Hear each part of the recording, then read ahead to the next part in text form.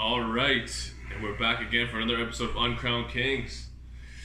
In the first match of this episode, we got Derek Ward Chisora with a record of 32-9 with 23 knockouts, and doesn't really have any notable victories. But his best wins would be David Price, David Allen. He beat him as well, and Carlos Takam.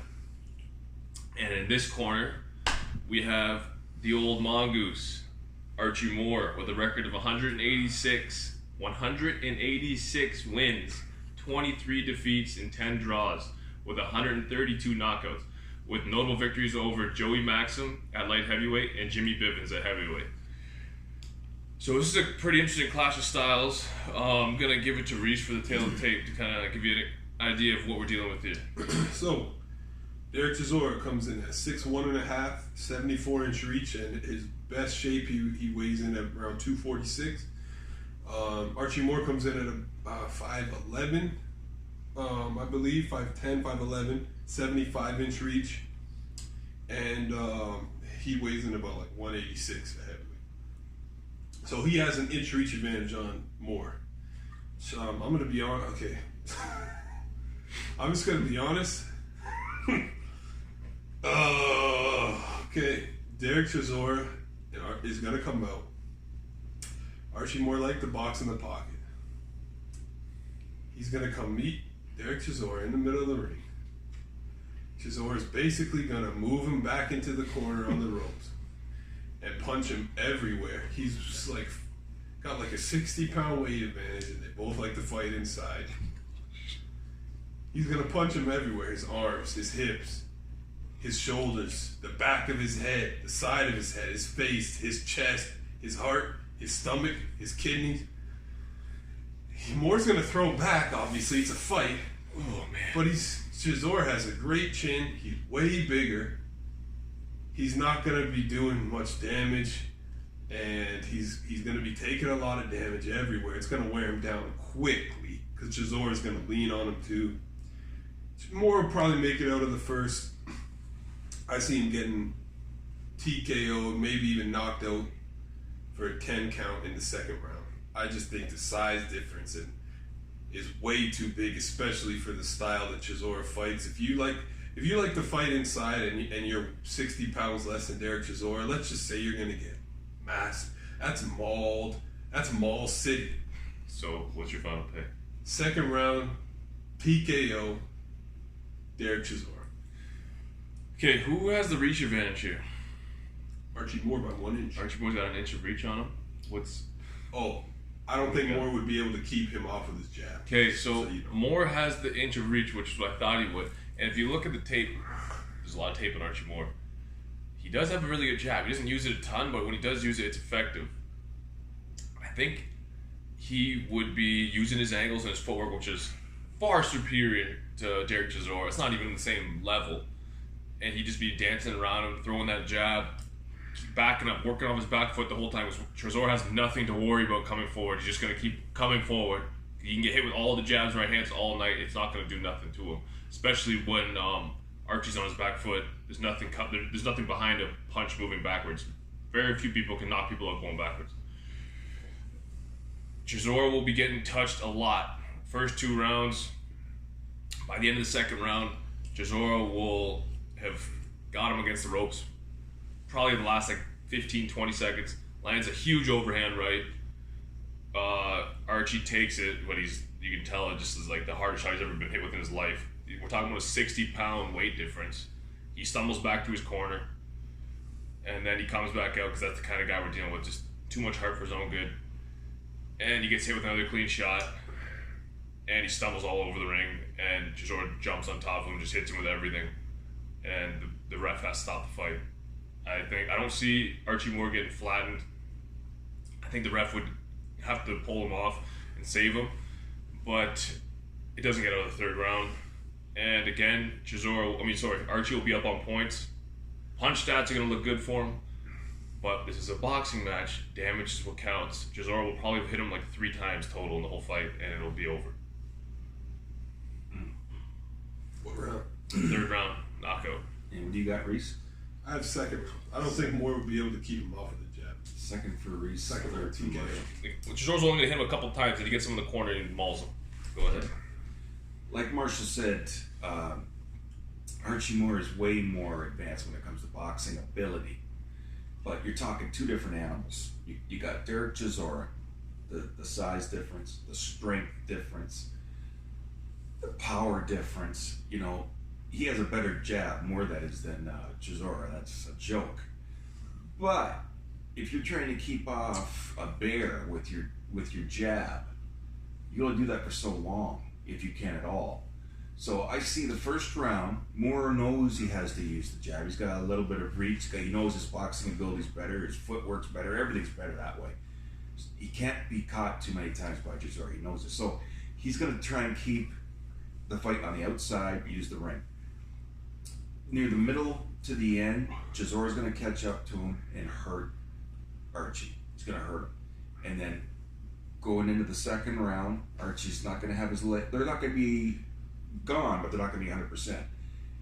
You're gonna see Archie Moore go down about 4 or 5 times in the second round. Easy. Ref will let it keep going because he's a champion. You gotta let the champion go on his shield, right? No, that heavyweight, there's no champions. They're all uncrowned. Oh, sorry. Light heavyweight. Champion at heart. Sorry, that's right. So the ref, knowing who it is, Archie Moore, he's gonna let the fight go, you know, unless his jaw is hanging off. So end of the second round, he is getting totally destroyed, but ref lets it go. Beginning of the second, Moore knows he basically has no other option but to try and win this toe-to-toe. Left-right combination. Archie Moore goes down again. He just beats the count, but the ref has to basically hold him up. Fight's over. Second round? Third round. I got third, you got second? Yeah, So within 2 or 3 rounds, Archie Moore are you saying knocked out? TKO. I said TKO. I say TKO. Yeah. Archie Moore gets TKO'd in the second or third round. Derek Chisora moves on to the final 4. Who would have thought? Derek Chisora. And no disrespect to Archie Moore. No disrespect. Again, he's taking out 2 old timers for a joke. If you look at who is the better all-time great, it's not even close. Archie Moore. But in the head-to-heads, it matters. Size matters. Anyways, we're up. CTE over here. All right. In this matchup, we got. There we go. Thanks, man. David Tuamontua with a record of 52-5-2 with 43 knockouts. Notable victories over Michael Moore, John Ruiz, and why am I blanking? Cian Rahman. Thank you. Mm-hmm. And Cleveland Big Cat Williams with a record of 80 wins, 13 defeats, and 1 draw with 60 knockouts. Notable victories over Wayne Bethea and Ernie Terrell. Wow, not my best intro, but you know what? It's all good. We'll make up for it with the breakdown. You better make up for it. Yeah, don't fuck up. Let's go. Do something. So David Tua be helpful. David Tua. We're waiting. Next.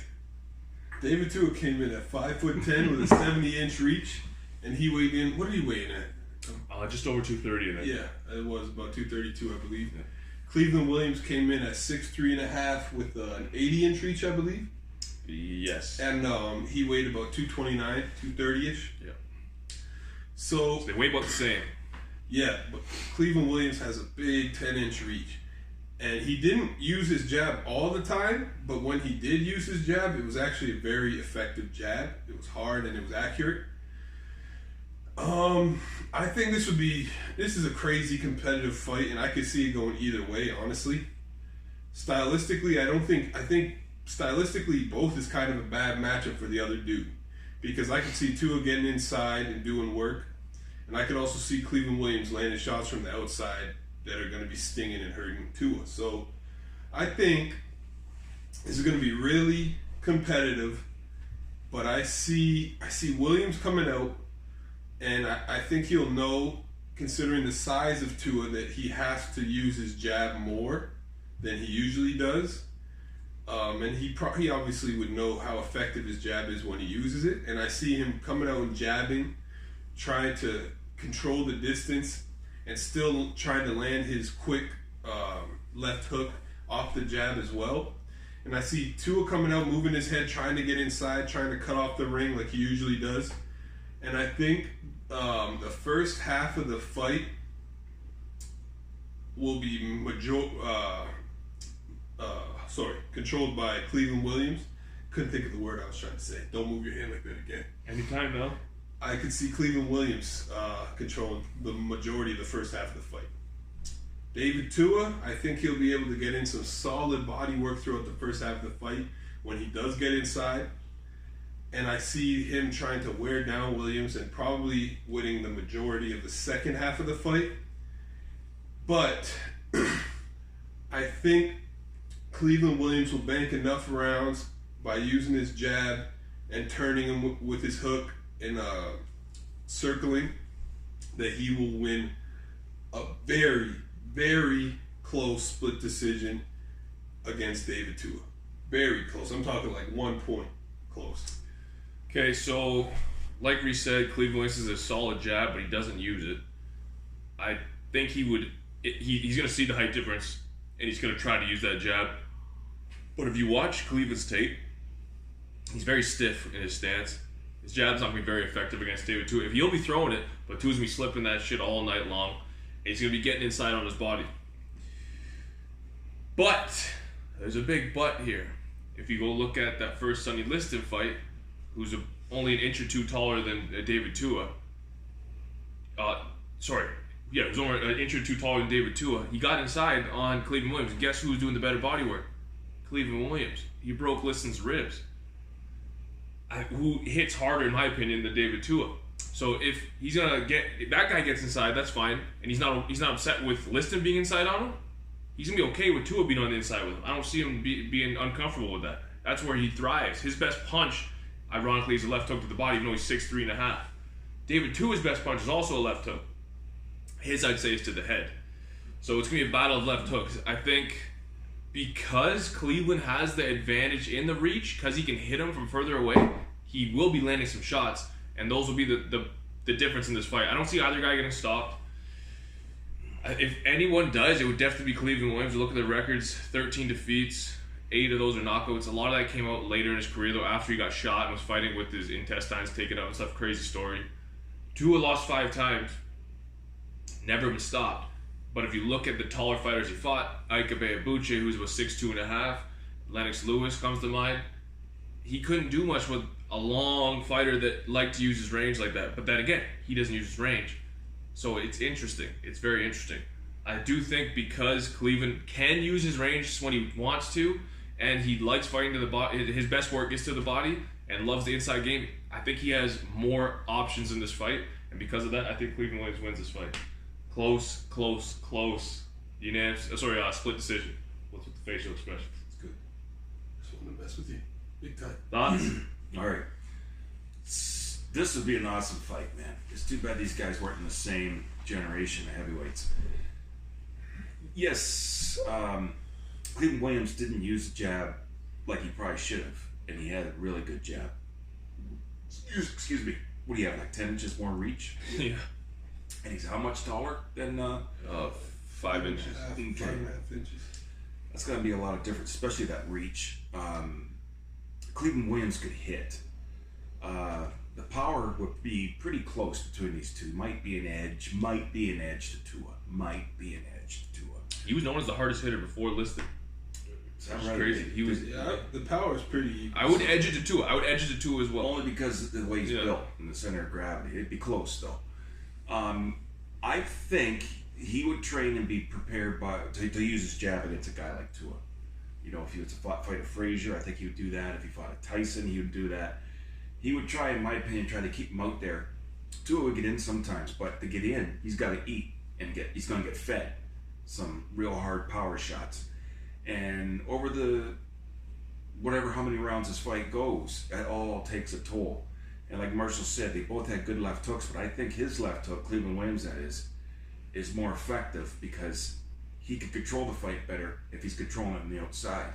He can choose where he wants to put his hook more than where Tua can choose, because Tua's got to get to a certain point to get that hook in.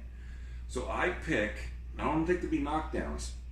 But I think they'll be getting stunned here and there, both of them. I pick Cleveland wins, close decision. Split decision. That was a dope breakdown. I'm surprised that we all said Cleveland. I thought for sure someone was going to say Tua. No one did. Okay. What do you want us to say? No one did. What are we supposed to say to that? Cleveland, Big Cat Williams moves on to the Final Four. Big Cat. Well, Ain't no little cats in this house. Oh, no, don't.